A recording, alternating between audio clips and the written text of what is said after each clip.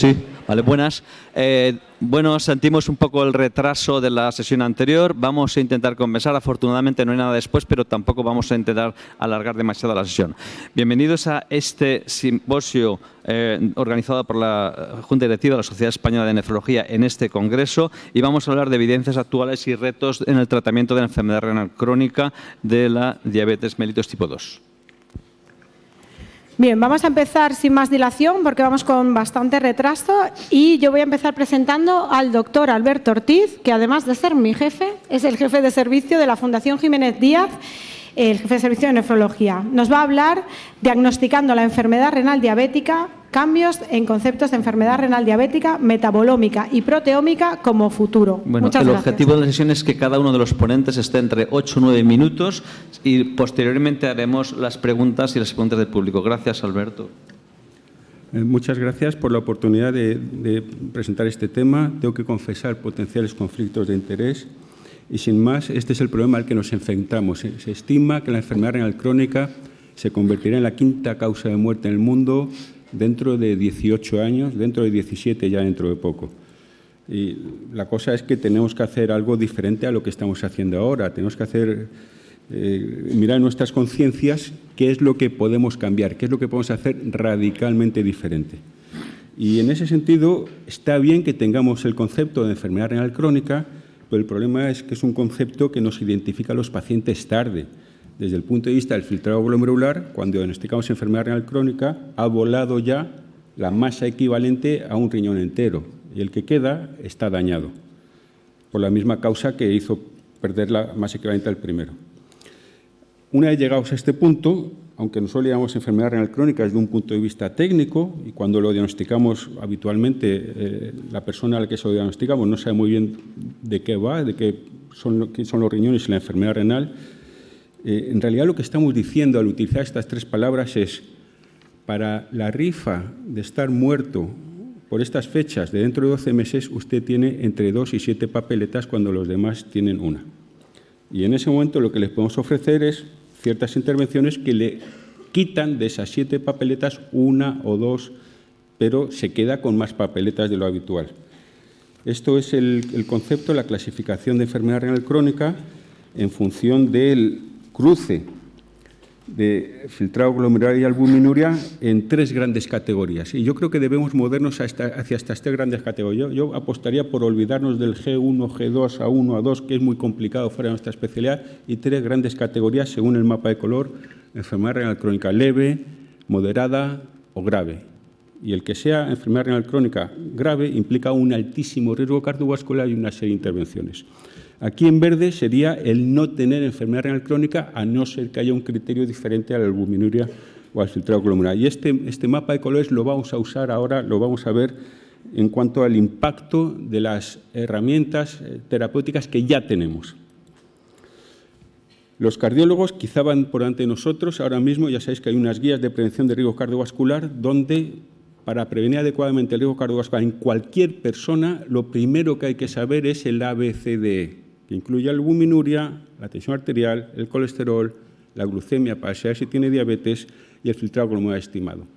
Ahora mismo esa es la puerta de entrada, porque dependiendo de cuál es la situación basal del paciente, y una de las posibilidades es tener enfermedad renal crónica, hay una serie de acciones para prevenir la enfermedad cardiovascular y aquí tenemos que aprender de ellos. Ellos desde hace años están hablando de prevenir la enfermedad cardiovascular y eso ha hecho que a nivel global la mortalidad cardiovascular esté disminuyendo, no aumentando como la enfermedad renal crónica. Y es que nosotros no prevenimos la enfermedad renal, nosotros la tratamos. Y además la solemos tratar cuando el paciente está grave, que es cuando nos lo refieren. Se puede argumentar que hay formas más tempranas de diagnosticar la enfermedad renal crónica en base a la albuminuria. Pero se puede también contraargumentar que de nuevo con la albuminuria vamos tarde. Aquí está representado la albuminuria en el eje horizontal según base a la derecha y en el eje vertical el riesgo absoluto de muerte. Y cada línea, cada color, es una población. Los mayores de 75 años están en rojo y, como vemos, su riesgo de mortalidad cardiovascular empieza mucho antes de llegar a una albuminuria de 30. Una albuminuria de alguien totalmente sano es 1, 2, 3, 4, 5. O sea, también desde el punto de vista de la albuminuria estamos diagnosticando la enfermedad renal crónica tarde. O sea, si tuviéramos que resumir la aproximación actual a la prevención de la enfermedad renal, pues sería algo parecido a esto. Master, what are you doing today? ¿Qué estás haciendo hoy, maestro? Nada. Pero ayer también estabas haciendo nada, efectivamente, y no he terminado. Ahora mismo, así es como abordamos la prevención de la enfermedad renal crónica. Luego la diagnosticamos y es tarde, la diagnosticamos y entonces viene el superhéroe. Ya la hemos diagnosticado, usted tiene un riesgo alto, muy alto de enfermedad cardiovascular y tenemos estas pastillas que le van a bajar algo el riesgo, pero le van a quedar un riesgo residual considerable, que es lo que está haciendo que a nivel global cada vez más gente muera por enfermedad renal crónica.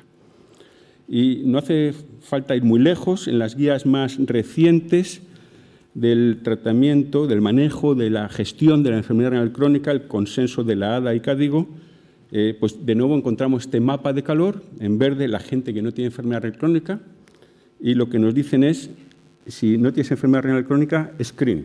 O sea, busca a ver si el paciente tiene enfermedad renal crónica. O sea, ¿qué estás haciendo desde el punto de vista de prevenirlo? Nada, y además no he terminado.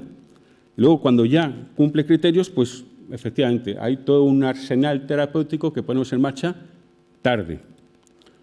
Y yo creo que tenemos que esforzarnos en sustituir este wait and see, este screen, por prevent. O sea, una actitud activa para evitar que las personas lleguen a una situación en la cual el riesgo cardiovascular y renal es muy alto y a pesar de la intervención les queda un riesgo residual mucho más alto que en la población general. En ese sentido, ha surgido en los últimos 2 años 2 subanálisis de los ensayos clínicos de seguridad cardiovascular y de los niveles de SGLT2 que son extremadamente interesantes. Y aquí de nuevo tenemos este mapa de color. En gris, sin enfermedad renal crónica, y en rojos, enfermedad renal crónica cada vez más grave. Y me gustaría fijar la atención en las personas que no tienen enfermedad renal crónica.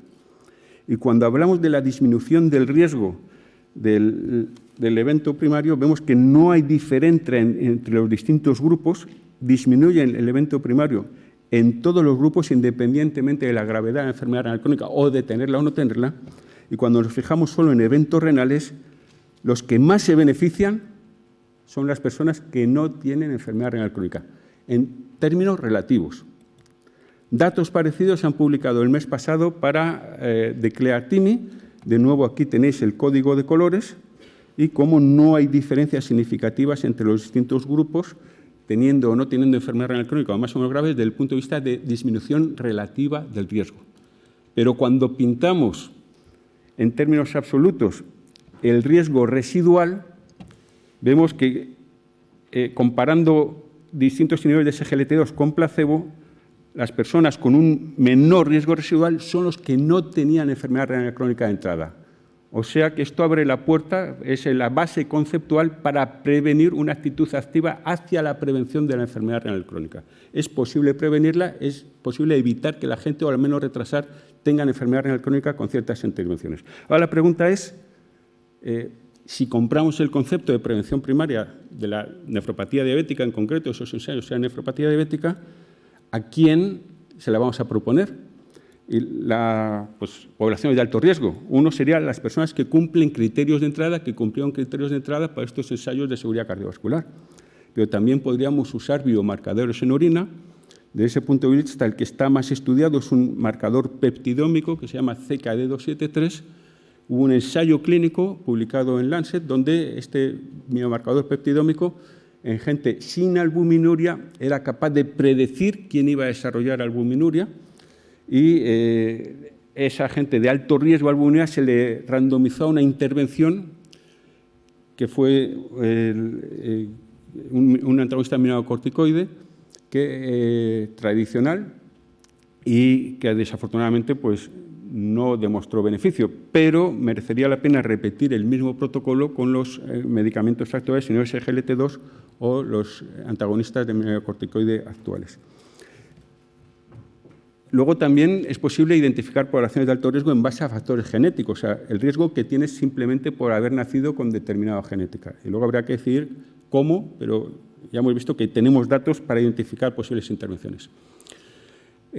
Scores de riesgo poligénico. Esto también publicado hace pocos meses, Nature Medicine, y aquí está identificado mediante GWAS, una forma relativamente sencilla de determinar el riesgo poligénico. El 1% se puede identificar entre población europea, el 1% de la población que tiene más riesgo de tener enfermedad renal crónica, que es un riesgo como 5 veces por encima de la población general, y en población latinoamericana ese 1% tiene un riesgo de hasta 7 veces por encima de la población general, simplemente por haber nacido con determinado genoma. O sea, la combinación de determinados factores de riesgo, diabetes y edad, y a lo mejor estos riesgos poligénicos nos pueden ayudar a identificar una población de alto riesgo que merece la pena intentar la prevención primaria. Entonces, ¿cuál es el mensaje? Si no hacemos nada, el pronóstico a nivel global de la enfermedad renal crónica es catastrófico.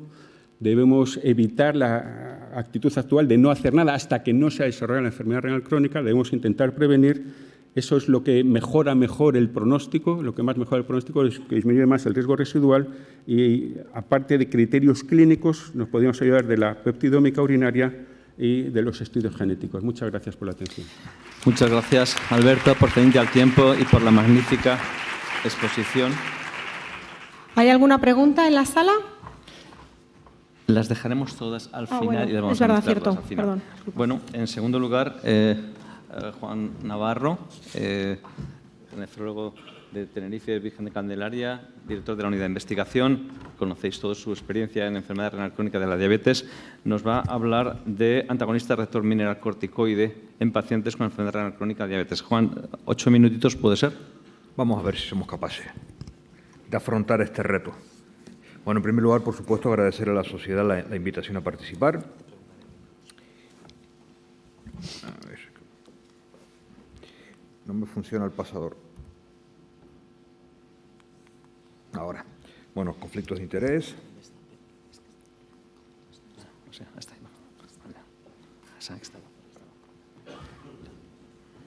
No funciona el pasador.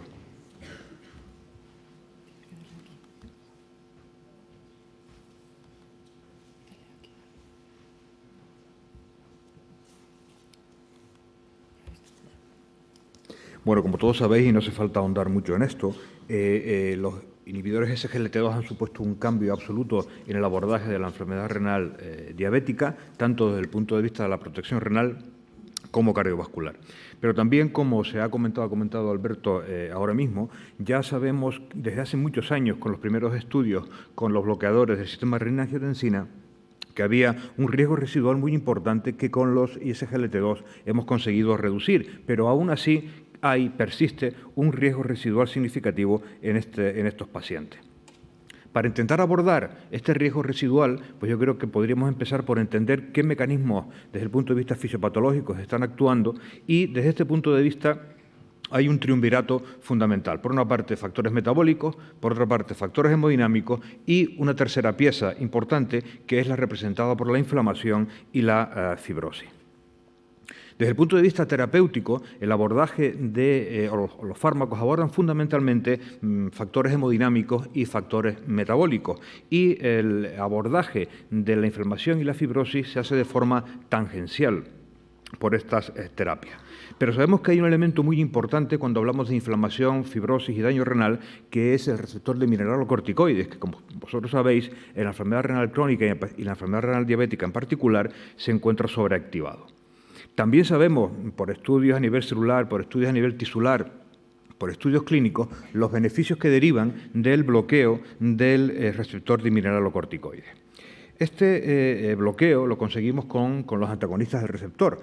Todos conocemos la espironolactona, el antagonista de primera generación, luego aparece la eplerenona de segunda generación, y estamos ahora en un momento donde hay diversas moléculas que representan la tercera generación de antagonistas del receptor de mineralocorticoides, con la particularidad de que son antagonistas no esteroideos. Y dentro de ellos vamos a centrarnos en uno que ya está lanzado para su uso clínico, y en España esperamos que a principios del próximo año ya lo podamos tener disponible, que es la finerenona.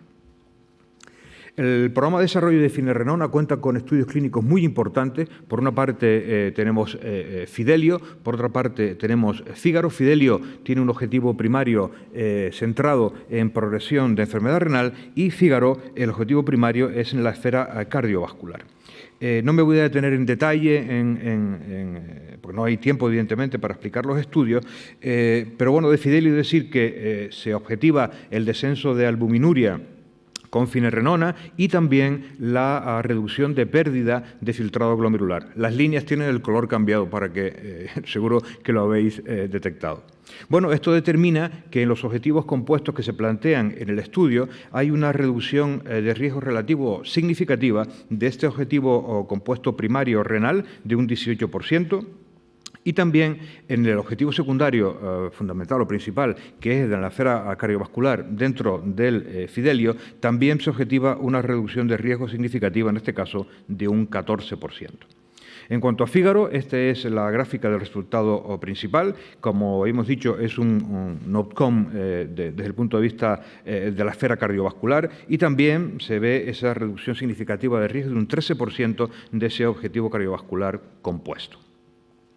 Bueno, hay un tercer estudio que deriva de la agrupación de los dos estudios. Este es el Fidelity, que, como digo, agrupa los pacientes y hace los nuevos análisis. Y aquí podéis ver algunas características del estudio. Fijaros, el filtrado glomerular medio es alrededor de 57 mililitros minuto. La albuminuria está, la mayor parte de los pacientes tienen albuminuria en el rango A3. Y fijaros los resultados, la reducción de riesgo del endpoint cardiovascular, un 14%, hospitalización por insuficiencia cardíaca, un 22%, reducción de riesgo del compuesto renal de un 23% y reducción de riesgo de necesitar tratamiento renal sustitutivo de un 20%. Bueno, esto se traslada a las guías clínicas y a los documentos de consenso, y el último de ellos es este documento de consenso entre la ADA y la KDIGO, donde se establece que un antagonista receptor de mineralocorticoide no esteroideo que haya demostrado beneficio cardiovascular y renal se recomienda en los pacientes con diabetes tipo 2 con un filtrado por encima, igual o por encima de 25 mililitros minuto, una concentración sérica de potasio normal y que presente una albuminuria residual en el rango de, o superior a 30 miligramos por gramo. Bueno, estas novedades terapéuticas nos han ido y nos permiten ir reduciendo la progresión de enfermedad renal y acercar esa pérdida de filtrado glomerular con el paso del tiempo a lo que consideraríamos un rango que podría ser fisiológico.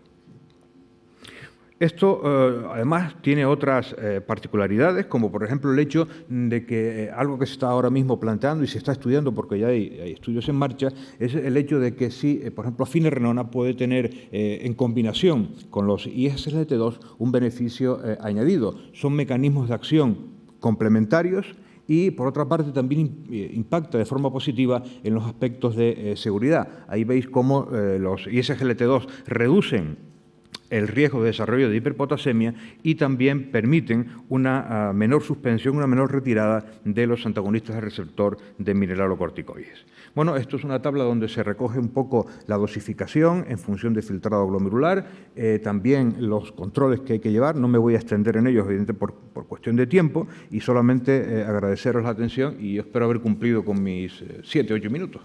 Gracias, Juan, por ceñirte al tiempo y por la excelente presentación. A continuación, la doctora María José Soler, jefa de sección, jefa clínica del Hospital Vall-d'Hebron, nos va a hablar de si existe una justificación para el uso de ISGLT2 o agonista receptor de GLP-1 en pacientes en diálisis. Esta es una propuesta un poco deshonesta y atractiva que tenía que estar aquí. Yo creo que estamos deseosos. We are anxiously waiting your answer. Estamos esperando ansiosamente tu respuesta. Si Pepa, queréis 10 mi minutos. respuesta, en un minuto y acabo y me voy. Sí. Razónala, por favor. Vale, voy a intentar razonarla un poco. La introducción voy a ir rápido porque tenemos poco tiempo. La diabetes está creciendo, como la insuficiencia renal crónica, y todos sabéis que la primera causa de inicio de terapia renal sustitutiva es la enfermedad renal diabética. nuestros pacientes cuando llegan a diálisis se mueren y se mueren más que un cáncer de mama y de próstata, que un cáncer colorectal, y muchos ya no llegan a diálisis porque se mueren por el camino. Esto es para justificar un poquito lo que os diré luego. ¿Y cuáles son las causas de mortalidad? Pues si miramos el registro de enfermos renales de la Europea de Nefro, el registro de nefrología, diabetes, cardiopatía isquémica, insuficiencia cardíaca y cerebrovascular son las que más se han relacionado. Como veis, se mantiene significativo después de ajustar. Con lo cual, si frenamos esto en nuestros pacientes en diálisis, mejoraremos su calidad de vida y su supervivencia, ¿vale? ¿Por dónde voy por aquí? ¿Qué dice la SCADIGO? La SCADIGO nos dice que si tenemos un filtrado de menos de 15, vamos mal. La SCADIGO que nos ha presentado antes el doctor Navarro. Vamos mal porque tenemos muy pocas herramientas aceptadas, insulina, inhibidores de PP4 y para de contar.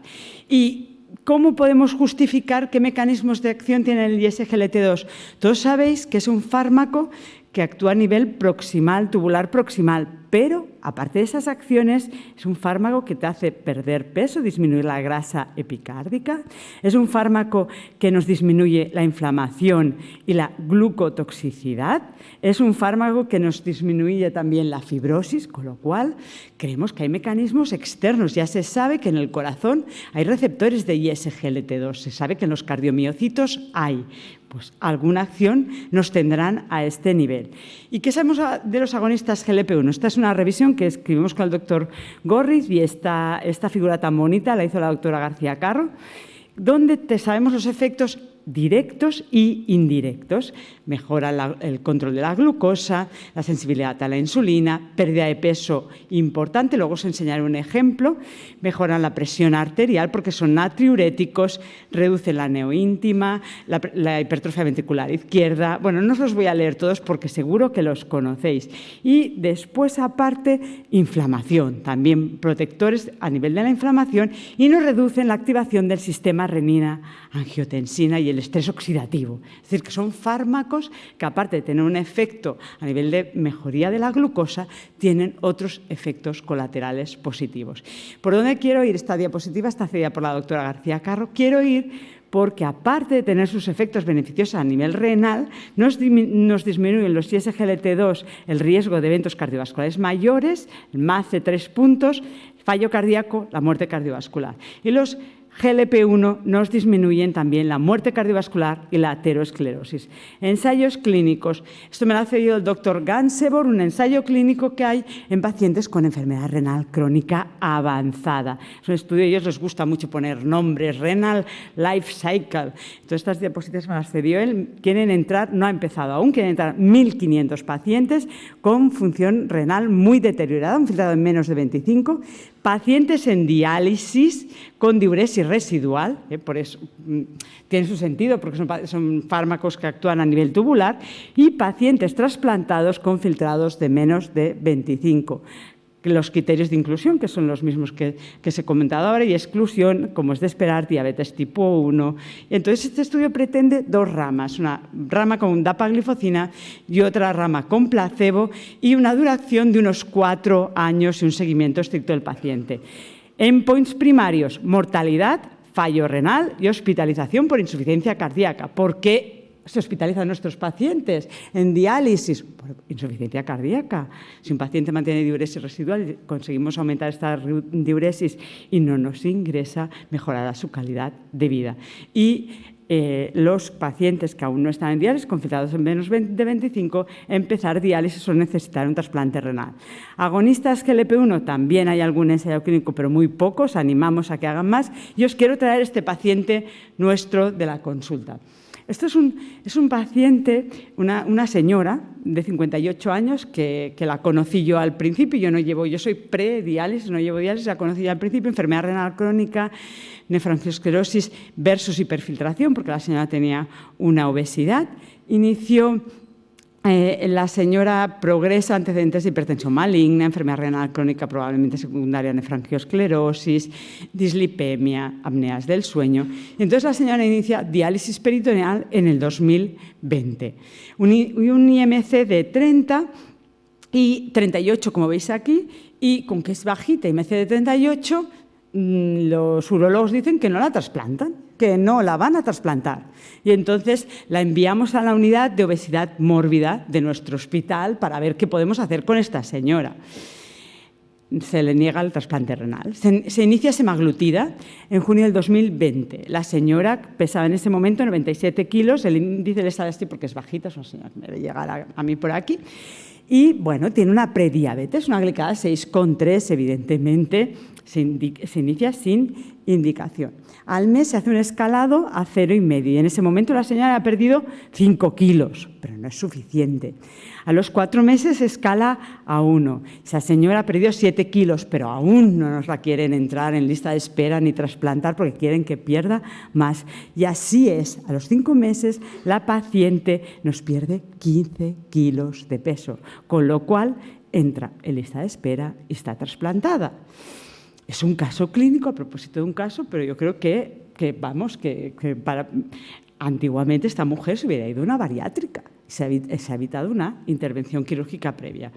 Y se trasplanta en febrero del 2022, hace un NODAT, se continúa la semaglutida en ese momento y el NODAT se soluciona y la paciente ahora no necesita dicho tratamiento. Otro caso muy bonito, eficacia de la seguridad de la semaglutida en un paciente diabético, obeso, en hemodiálisis incremental. Nos contribuye a mantener también la función renal residual.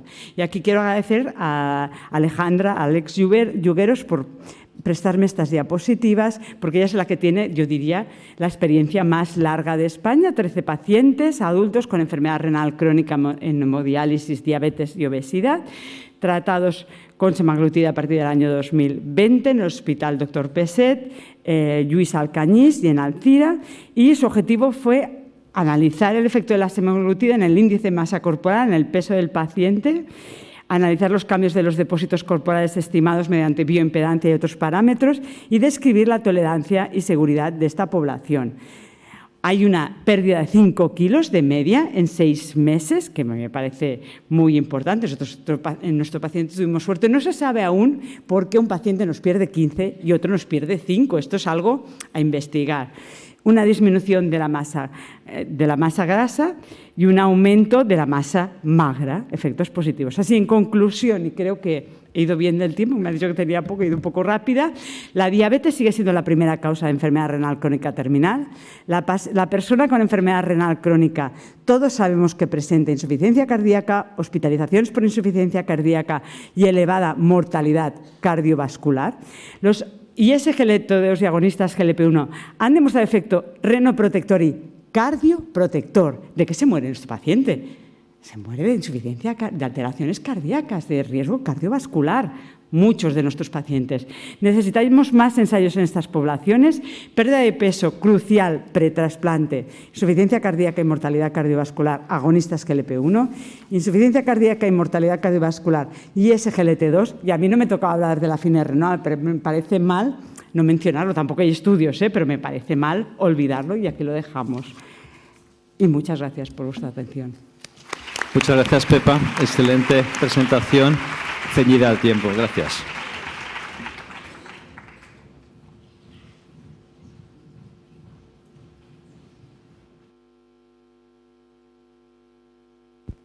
Bueno, pues vamos con la última de las presentaciones. Corre a cargo de la doctora Ana Isabel Sánchez Fructuoso, jefa de servicio del Hospital Clínico San Carlos de Madrid. Y al hilo de los nuevos fármacos y de su uso en pacientes con enfermedad renal crónica avanzada, nos va a hablar de un estudio sumamente interesante realizado por varios centros en España sobre los retos en el tratamiento de enfermedad renal diabética en pacientes trasplantados renales y la experiencia de varios centros. Y va a coger sus gafas.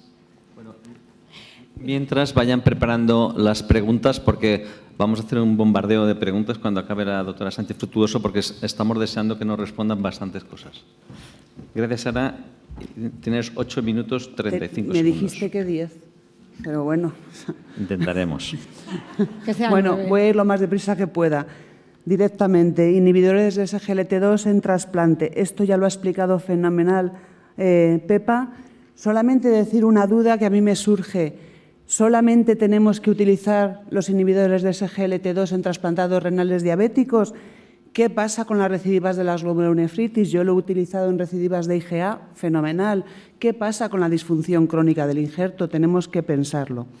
¿Qué hay ahora mismo haciéndose sobre estos fármacos en trasplante renal? Pues fijaros, solamente 4 ensayos clínicos con un número, 3 de ellos, muy bajo de pacientes, potencia estadística probablemente ninguna, y el que mayor número tiene es uno en Brasil, de 220 pacientes, que incluye diabéticos y no diabéticos, porque lo que quieren estudiar es la progresión de la disfunción renal en trasplante.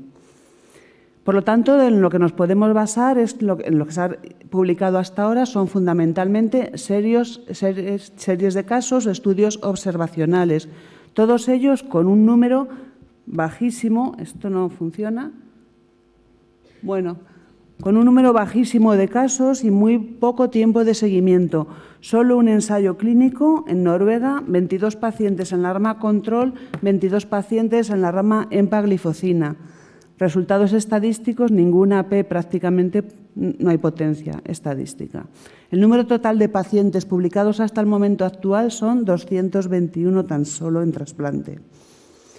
Sí que nos ha servido un poco para ver los efectos secundarios. Teníamos mucho miedo de la glucosuria más inmunosupresión, mucho más aumento de infecciones de orina, pero no, realmente no se ha mostrado. Un 15%, que es lo que tenemos habitualmente en la mayor parte de las unidades de trasplante. Sí que están aumentadas las micosis genitales y en torno a un 1,3% de fracaso renal agudo.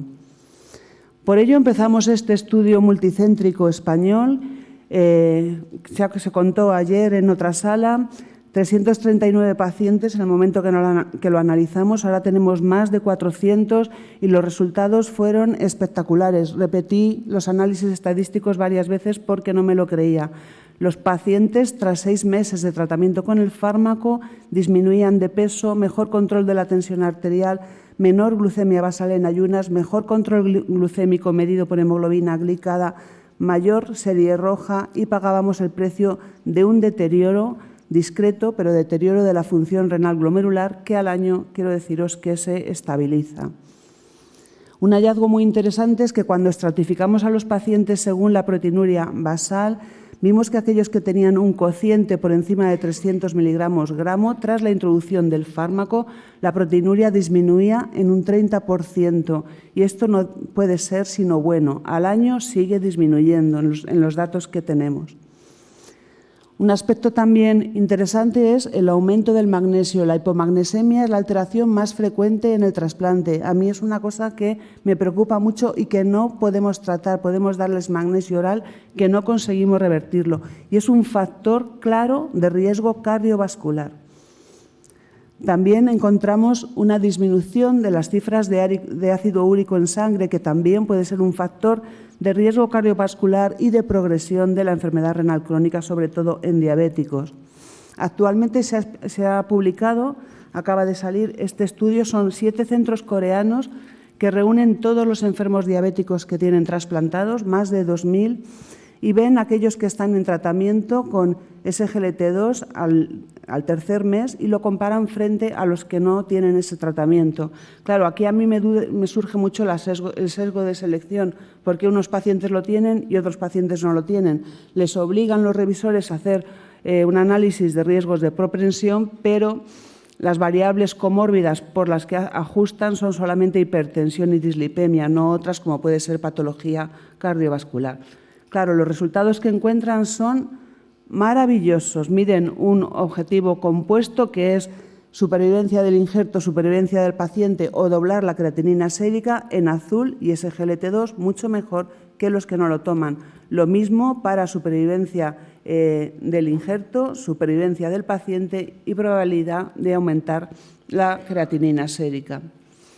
Pero también podemos utilizarlo probablemente en otras patologías. Este es un estudio experimental en ratas control, unas tratadas con placebo y otras placebo asociado a EMPA, frente a ratas tratadas con ciclosporina solo o ciclosporina asociada a EMPA. Fíjense en esta tinción de Sirius Red, la fibrosis glomerular y la fibrosis túbulo-intersticial, cómo se produce con ciclosporina y cómo la asociación de empaglifosina la revierte. Aquí lo tienen en gráficas. También cuando hacen inmunotinción para colágeno tipo 1 y tipo 2, ciclosporina solo, ciclosporina asociada a empaglifosina, similar al grupo control. Dos pinceladas sobre los agonistas del receptor GLP-1. Ya sabemos todos los datos que apoyan su uso, pero un aspecto interesante en trasplante es que parece a nivel experimental que podrían prevenir la toxicidad inducida por los inmunosupresores en la célula beta pancreática. Además, también tienen propiedades antiinflamatorias, antifibróticas y sobre células T reguladoras a nivel experimental. Esto para el trasplante es sumamente interesante. ¿Qué hay? Pues no hay nada en marcha en trasplante renal con estos fármacos y solo se ha hecho un estudio con 9 pacientes. 6 que recibieron exanetide y 3 que recibieron controles. No se ha publicado, no sé qué resultados habrán podido tener con 9 pacientes. Por lo tanto, nos tenemos nuevamente que basar en estudios de series de casos o estudios observacionales publicados en la literatura médica, que son pocos, la mayoría mezclan trasplantes renales con trasplantes de otros órganos sólidos, sí que ven disminución del peso en los pacientes. No encuentran cambios en la función renal, excepto en 3, los más numerosos que dicen que mejora. Y lo más importante, teníamos dudas de, al retardar el vaciamiento gástrico, si podría haber disminución o variación de los niveles de inmunosupresores y parece que no lo hay. Voy a hablar unas pinceladas de la toxicidad de los inmunosupresores en el páncreas. El páncreas tiene 2 dianas moleculares fundamentales, el FNAT y la vía mTOR. El FNAT es importante para la regeneración de las células beta y la regulación de la secreción de insulina. Tacrolimus, que inhibe la calcineurina, ha mostrado que aumenta la apoptosis de la célula beta y altera la secreción de la insulina. La vía mTOR, todos ustedes conocen que es fundamental para el metabolismo y para la proliferación de las células y para que las células respondan a señales. Pues hemos visto que con los inhibidores de mTOR se produce disminución de la proliferación y supervivencia de las células beta y se inhiben las señales de traducción de la insulina en los adipocitos, en las células musculares y por eso nuestros enfermos pueden desarrollar resistencia a la insulina cuando son tratados con estos fármacos. Este es un estudio precioso, les recomiendo su lectura.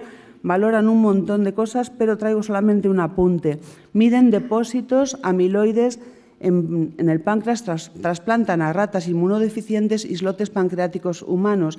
El depósito de amiloide es un marcador de malfunción del páncreas y fíjense cómo con tacrolimus se aprecian muchos depósitos amiloides, al igual que con sirolimus, pero cuando se asocia exanetide disminuyen de manera significativa. Como conclusiones, voy bien, ¿no, Jorrid? El uso de inhibidores de SGLT2 en trasplantados diabéticos parece bastante seguro y reporta beneficios, al igual que se ha informado en la población diabética no trasplantada. También los agonistas de GLP-1 presentan beneficios desde el punto de vista cardiovascular y renal en la población general, pero existe poca evidencia en el trasplante renal, aunque su uso le podríamos considerar conjuntamente con los ISGLT2 en enfermos que no los toleren, en obesos en los que no conseguimos disminuir peso y a nivel experimental me parece sumamente interesante su papel que puede ser prometedor para prevenir el desarrollo de diabetes mellitus post-trasplante. Que son necesarios ensayos clínicos en trasplante, nos olvidan todas las casas comerciales y que van a requerir años para su realización, análisis y publicación y que durante este periodo de espera se precisan estudios multicéntricos de gran tamaño para que sepamos identificar los factores de riesgos de complicaciones. Finalmente, una reflexión personal. Yo a veces lo he hecho por la presión de la consulta. Dejaba el manejo de nuestros pacientes diabéticos en manos del médico de cabecera o del endocrino y creo que tenemos que empezar a hacerlo los nefrólogos. Muchas gracias. Muchas gracias, Ana, por tu magnífica presentación y ceñirse al tiempo. Bueno, hemos cogido las azafatas más ágiles para esta sala y si hay alguna pregunta, por favor, es que aquí empezamos por aquí y tenemos preguntas breves. Intentaremos una pregunta. Por favor, si no os importa, os acercáis a la parte de delante, así vemos. Vamos allá. ¿Me veis bien? Adelante. Gracias. Enhorabuena a todos los ponentes de la mesa. Es una reflexión un poco para ver qué opinión os suscita. Quizá con los análogos del receptor GLP-1 y la última evidencia vamos a asistir pronto o en breve espacio de tiempo a su aparición también en la guía de tratamiento de la diabetes o de otras situaciones comórbidas en nuestros pacientes, a la par que los ISGLT2 y probablemente se preconice su uso combinado. ¿Uso combinado de GLP-1 en todos los pacientes o hablamos trasplante renal? Pacientes diabéticos renales, pacientes obesos y vale. La situación. Juan, respondes tú y Pepa, de quieran. Uno cada, una respuesta rápida. Pues sí, los vamos a dar los dos. Yo realmente, cuando viene un paciente a la consulta, intento no dárselos a la vez, pero a mí me gustaría, no soy tan animada como los cardiólogos, pero lo que hago es, empiezo con uno dependiendo del tipo de paciente que me encuentre. Si me encuentro con un paciente con una obesidad, un índice de masa de 30, porque tenemos el límite por ficha técnica, no por los ensayos clínicos con los agonistas GLP-1, porque somos así. Entonces, si me encuentro un paciente que tiene un IMC de 31, empiezo con un agonista GLP-1, porque luego ya no me lo retiran. Y a la visita siguiente, 1 mes, 2 meses, le pongo un SGLT2. Y si no, al revés. Vamos a ir así. Y yo creo que no los dos. Vamos a ser como los cardiólogos de insuficiencia cardíaca. No les tengamos envidia. Finerenona también. También. Yo creo, bueno, sí. Nunca hemos tenido fármacos que protejan. Entonces, tampoco nos hemos preocupado tanto del diagnóstico. Ahora que tenemos estos fármacos que protegen, los tenemos que diagnosticar y tratar, sin duda. Lo que pasa es que yo iría pues escalonadamente, ¿no? No le vas a poner todos los fármacos. Bueno, podéis pensar diferente, ¿eh? Sí. Juan, ¿algún comentario breve? Bueno, muy brevemente. Yo creo que el futuro va por ahí. Evidentemente todavía falta evidencia en ciertos aspectos, pero es lo que decía Pepa, los cardiólogos ponen los 4 fármacos. Bueno, pues nosotros que no hemos tenido nunca nada, ¿qué problema tenemos en usarlos? Obviamente, creo que de aquí tiene que salir muy claro, y lo dicen las guías. Y la doctora Ofri Mosenson, en un artículo muy interesante en BBC Nephrology, dice: el tratamiento de la diabetes, enfermedad renal crónica, es metformina ajustada a función renal, ISGLT2, GLP-1, y si no hay reserva insulínica, insulina. Y ya está. Y creo que si salimos con esa idea, vamos a saber mejorar el pronóstico de nuestros pacientes. Es que se complementan sus mecanismos de acción, Totalmente. O sea, es que estamos actuando a 2 niveles. Claro. ¿No? O sea, Otra cosa es la nefroprotección, que añadiremos finerenona, pero el tratamiento metabólico de la glucosa. Una pregunta por ahí, por favor, allí detrás. Buenos días. Sí. Yo quería preguntarle a la doctora Sánchez Fructuoso, en el estudio multicéntrico español en trasplante, en los criterios de inclusión, ¿en qué momento se iniciaban los ISGLT2? Porque lo que he visto es que en población no trasplantada el inicio debe ser lo más precoz posible, pero en el trasplante renal me genera dudas si precoz o después del primer año. Gracias. En principio poníamos que el trasplante se hubiera realizado por lo menos 6 meses antes, pero lo que hicimos fue, según íbamos incluyendo las unidades, ir metiéndolos en el estudio. Se creó una base de datos online. Y ahí se han ido, bueno, y si algún centro no ha participado y quiere seguir participando, le invito a que participe. Ahora mismo también estamos haciendo otro igual con los GLP-1. Muy bien. ¿Alguna pregunta de la sala allí detrás? Eran trasplantados de bastante tiempo de evolución, 74 meses la mediana. Está aquí detrás, es que no sé, identificaos por favor, que sé, como no sabéis las luces, nombre, el centro y pregunta. La doctora García Carro es la que lleva... Clara. Sí, Clara García. Bueno, antes de nada, muchas gracias porque me acaba de parecer una mesa fantástica y con cosas nuevas que a lo mejor ya estamos un poco cansados de ver siempre lo mismo en diabetes con los 4 fármacos, ¿no? Pero es una reflexión que a mí me lleva tiempo, o sea, que hace tiempo que tengo en la cabeza y quería ver qué os parece a vosotros. Porque cuando te pones a mirar el tratamiento de la diabetes, lo que decía Juan Navarro, ahora tenemos cosas, pero tenemos que ir un paso atrás, lo que decía el doctor Ortiz. Y quizá lo principal, prevenir, no sé si vamos a ser capaces, pero diagnosticar. Es que hay una tasa de infradiagnóstico que es bestial. Está el artículo de Puerta de Hierro, casi el 70% de los pacientes con enfermedad renal y diabetes no se diagnostican. Entonces yo me pregunto, hay muchas sociedades, otras enfermedades, el screening del cáncer de colon, el screening de mama. Quizá a lo mejor desde la Sociedad Española de Nefro nos tendríamos que plantear si hay que hacer un screening de enfermedad renal en los pacientes diabéticos. Lo presentaron en la europea, una tira de orina para ver si tienen albuminuria. Yo creo que a lo mejor el primer paso es diagnosticar. Gracias. Bien. Alberto. Sí, yo estoy totalmente de acuerdo y de hecho has mencionado algunos screenings a los cuales nos podemos agregar.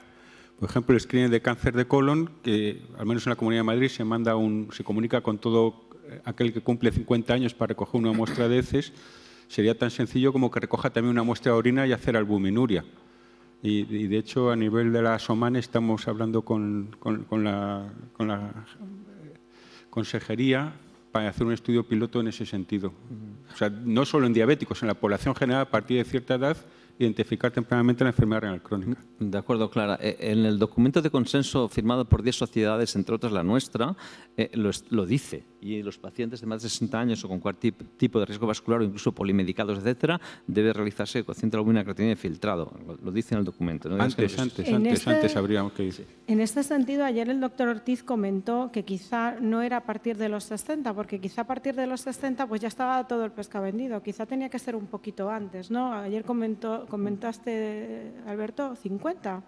Yo me agarraría a lo que dicen las guías de la Sociedad Europea de Cardiología. Dicen considerar el screening a partir de los 40 años en varones y 50 años en mujeres. Si la edad media de entrada en diálisis son 65 años, parece razonable ir antes para identificar tempranamente. Quizá en los screenings laborales hacen un sedimento, pues hacen una albuminuria también, ¿no? Otra pregunta por ahí. Más preguntas. Ahí tenemos preguntas breves, que tenemos muchas, por favor. Hola, María Isabel Martínez, Quirón, Coruña. Dos cosas. Hace poquito estuve en una reunión con los médicos de primaria de Galicia y ellos decían que el principal problema por el que no pedían albuminuria en los pacientes era que les era muy difícil encontrar la prueba en la batería de cuando iban a pedir perfiles. El perfil de enfermedad renal solamente tenía urea, creatinina, pero nunca tenía orina. Y eso es una cosa que hay que cambiar sistemático, porque probablemente no sea un problema solamente gallego, sino que sea un problema de todos los médicos de cabecera que están bastante saturados ya. Luego otra cosa, a mí me plantea, o sea, estoy encantada con los fármacos que tenemos, pero ¿alguien los usaría aunque el paciente no tenga proteinuria? Alberto, responde tú. Entonces, yo creo que a nivel de la ETA estamos intentando hacer una campaña para que haya un perfil de riesgo vascular. Y el perfil de riesgo vascular es albuminuria, glucemia, colesterol y creatinina. Esos son los 4 elementos básicos desde el año pasado. Y luego yo creo que tenemos que intentar usar albuminuria y proteinuria correctamente, porque a veces lo intercambiamos. Yo sé que los que se dedican a enfermedades glomerulares hablan de proteinuria, a la albuminuria no le dan bola. Yo creo que tenemos que empezar a hablar de albuminuria, que valorar la albuminuria baja, y se va a empezar a trabajar en prevención primaria, dados los resultados de los ensayos clínicos que hemos mostrado de prevención cardiovascular. O sea, a nivel de la EDTA hay una iniciativa en ese sentido y se está intentando que CADIGO lo adopte y se empiece la discusión ya. En las guías también, el documento de consenso se habla con las sociedades de primaria y prácticamente todas incluyen en su perfil de riesgo vascular albuminuria. Y segunda, sí que es verdad que en el documento de consenso también se habla de albuminuria y proteinuria y que en algunas situaciones albuminuria es riesgo vascular, en pacientes glomerulares, sospecha intersticiales, cuidado los abuelitos para que no se nos descarten las paraproteínas, habrá que hacer los dos, sobre todo en diabéticos. Yo creo que es muy importante eso y me parece muy importante la puntualización. Hay una pequeña cosa que yo aquí implico a las sociedades científicas, automatización. Los médicos de atención primaria en todas las comunidades autónomas están suficientemente sobrecargados y no siempre se les ayuda todo lo posible. Ya que automatizamos todo, automatización también. Sí, además, ¿no? yo la automatización es riesgo vascular, o sea que no hay que andar pidiendo y de lo nuestro qué, no. Hay que completar el perfil de riesgo vascular añadiendo albuminuria. Además son 4 elementos, casi todo lo demás sobra. Vale. 4 elementos que incluyen la albuminuria. Allí tenemos una pregunta. Buenas tardes. Mi nombre es Jordina Gorro, yo trabajo en el Hospital de Manacor, en Illes Balears, y esta es una pregunta para la doctora María José Soler. Bueno, yo estoy bastante implicada en el tema de la diabetes desde hace bastantes años y también el riesgo cardiovascular en la consulta. Me siento bastante cómoda en el uso de SGLT2 y análogos de receptor de GLP-1. Entonces, el resultado práctico lo veo cada día en la consulta, en protección a nivel no solamente de riesgo cardiovascular, sino a nivel de protección renal, y he visto mejoría de filtrado, ¿no? Entonces, estoy de acuerdo que hacen falta más estudios y demás. ¿Cuál es la pregunta, por favor? Perdón, el ISGLT2, el uso en... Bueno, ella ha dicho que se dedicaba más a nivel de prediálisis, pero en uso en pacientes en diálisis, me preocupa el tema de seguridad en cuanto a la vasculopatía periférica. O sea, tengo pacientes en uso en análogos en diálisis, pero en los ISGLT2 sabemos que la vasculopatía periférica en paciente diabético, o además si el arterioscleroso está calcificado o es fumador, a veces silente, a veces no. Claro, es importante tener la función renal residual conservada o iniciarlo antes, pero ¿qué pasa cuando, o sea, te atreverías a usarlo en pacientes en diálisis, hemodiálisis y cómo harías un screening antes para vasculopatía periférica? ¿Cómo lo harías esto? Yo un screening antes no lo haría porque realmente el único estudio que salió positivo en términos negativos de vasculopatía fue el Credence, y era porque no sabíamos cómo usar el fármaco. Lo que pasa que yo creo que esto nos lo responderá el estudio de Ron Gansevoort. A ver, no hay evidencia científica actual y en ese estudio no hay criterio de exclusión vasculopatía periférica. Lo que tenemos que tener es sentido común, ¿no? Un paciente que está hipotenso, que te viene hipotenso siempre y que ha tenido una amputación de un dedo, pues igual ese paciente no va a estar indicado, pero no lo sabemos porque en todos los otros, una vez hemos aprendido a usar ese fármaco, en todos los otros ensayos no ha habido el efecto secundario de vasculopatía periférica. Ese solo fue en el primero, que no sabíamos cómo usarlo, que continuamos dando la misma dosis de diurético, que el paciente está hipotenso y no nos preocupamos. Yo creo que fue una falta de conocimiento del fármaco. Pero bueno, eso nos lo va a contestar el ensayo clínico tan bonito que van a empezar ahora de Groninger.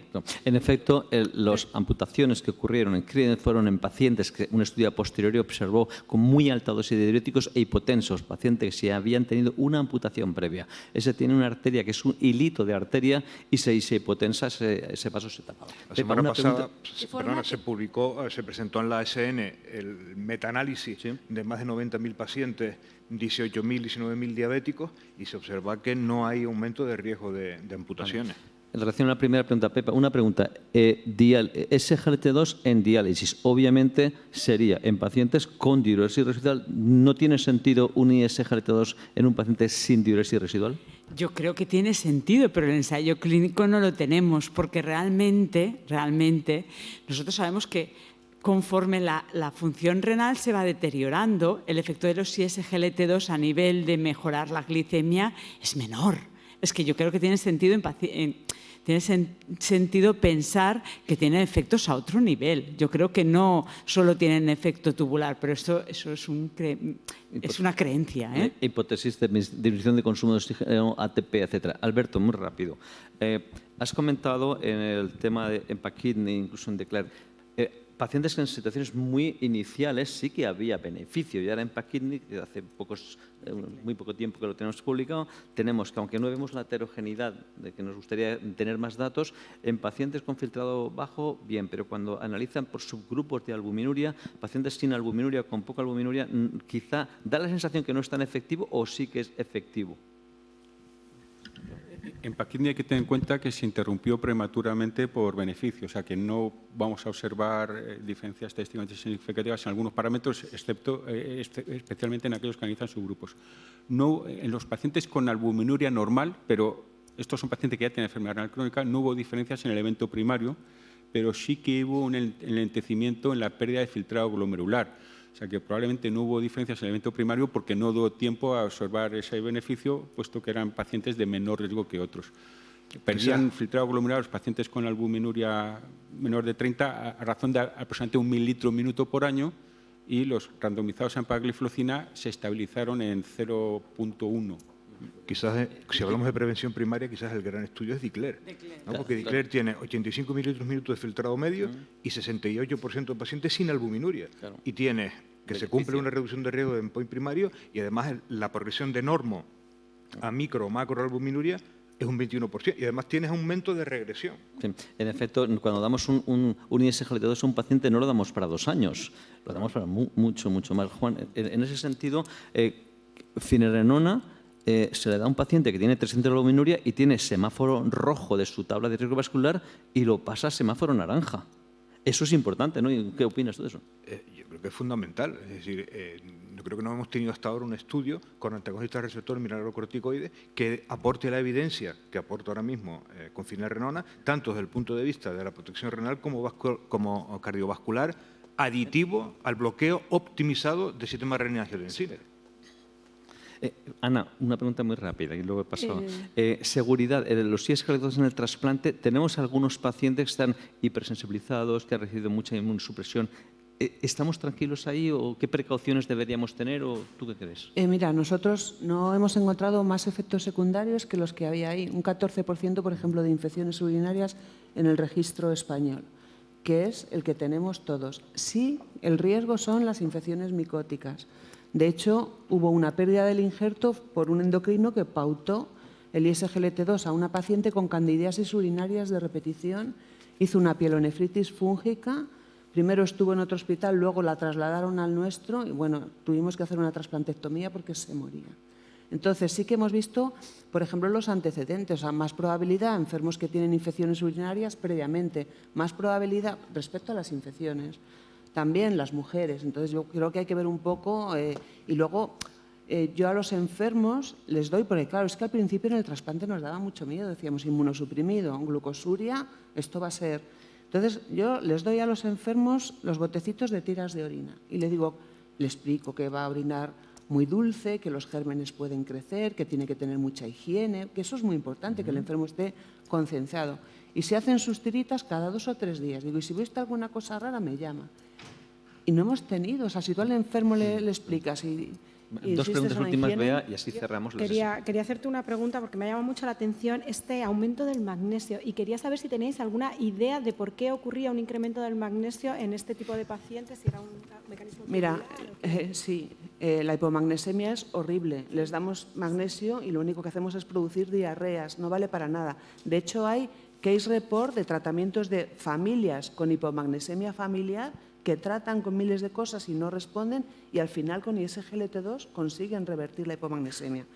Parece ser que sobre todo a nivel de túbulo contorneado distal, que es donde está el TMPR6, que es el transportador de magnesio y además cuando se normaliza la sensibilidad a la insulina, todavía esto se potencia más. Entonces aumenta la reabsorción de magnesio. Pepa, una pregunta. Los beneficios de GLP-1, sobre todo en los ensayos clínicos, han sido a base de reducción del ictus. Es decir, ¿realmente crees que GLP-1 tanto en diálisis, porque al fin y al cabo en diálisis son pacientes que no hay estudios, pero la farmacocinética es idéntica y la tolerancia es prácticamente igual que en todos? ¿Crees que se tenía que plantear GLP-1 en todos estos pacientes por beneficio de ictus e incluso en el trasplante renal por beneficio en mejoría de la sensibilidad a la insulina y en muchos pacientes se podía eliminar la insulina en el tratamiento? Claro, si eliminamos la insulina, el paciente perderá peso, ¿no? Y tendrá menos efectos secundarios. Todos sabemos que la insulina es lo único que hemos tenido, pero cuando le damos al paciente lo que hace es ganar peso. Entonces, estos fármacos que nos reducen el peso y la incidencia de ictus nos disminuirá la mortalidad, porque sabemos que el ictus es frecuente en nuestros pacientes. Vamos, no hay duda. Muy bien, pues si no hay una pregunta más, simplemente creemos que es una mesa muy innovadora y los nefrólogos tenemos, perdón, una pregunta de aquí, Segundino, tienes 15 segundos. 15 segundos.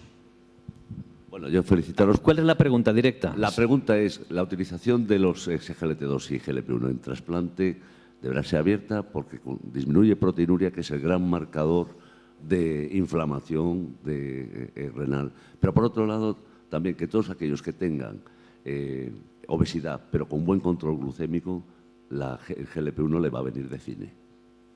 Bueno, ¿un comentario? Perfecto. Decir que estamos en un momento de grandes evidencias en la diabetes, que los nefrólogos no debemos que nos metan la mano en la cartera a nadie, ni los cardiólogos, que tenemos evidencias, que tenemos que empoderarnos y que realmente que lo piensen cuando salga de sus consultas en pacientes con enfermedad renal crónica en ficha técnica. Según ficha técnica, por ahora, no sería ético que dejaran salir un paciente con su consulta con enfermedad renal crónica de la diabetes sin un ISGLT2 y probablemente sin un GLP-1. Está el pronóstico de los pacientes en vuestras manos. Gracias. Muchas gracias.